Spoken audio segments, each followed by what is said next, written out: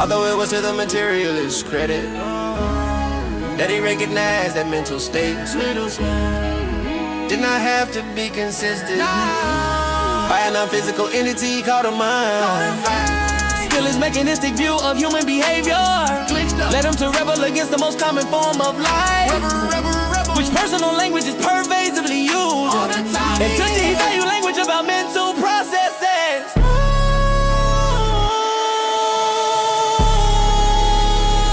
Some materialists denied that mentalistic judgments were genuine and indicative statements, viewing them rather as symptomatic of inner physical conditions. The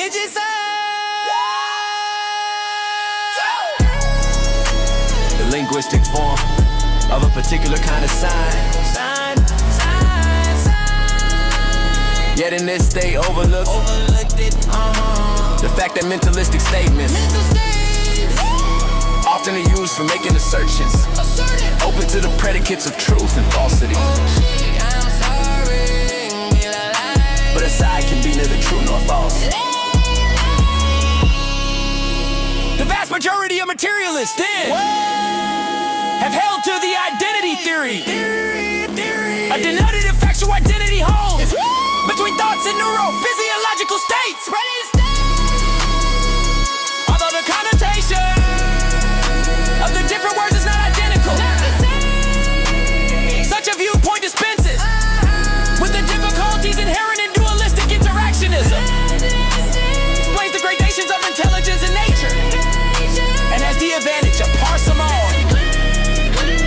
This view is defended by men such as J.J.C. Smart, H. Fagel, and E. Nagel. It falters on the fact that a demonstrated correlation between brain events and mental processes does not prove identity between them, only regulate association. That although its proponents do not want to deny the existence of thoughts, their established identity certainly impairs one side of the identity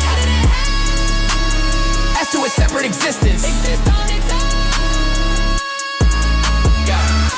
That one must point to neural activity as a location of pain in the brain, rather than in the portion of the body where it is actually felt. That we feel a neurophysiologist is not really competent to observe electrochemical processes and tell a person what he is thinking. Read my thoughts. We are hesitant to forfeit privilege access, even theoretically. Undoubtedly, though, the central difficulty with the identity theory is the location problem.